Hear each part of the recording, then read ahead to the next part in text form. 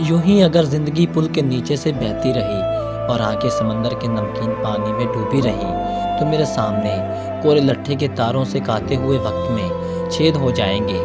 या मैं उतरे हुए दिल की आवाज़ में रात की काली बारिश से भीगा हुआ सूरमाओं की धमकी से डरता रहा, तो इन हाथों से बिजली की रफ्तार उड़ जाएगी। मैं अगर आजमाइश में हूँ तो बराबर के शहरों में सब लोग क्यों बेखबर हैं? वो क्यों अपने अखबार की छतरियाँ तान कर सो गए हैं? वो क्यों ज़िंदगी एक भूली हुई सी कहानी समझकर बसर कर रहे हैं?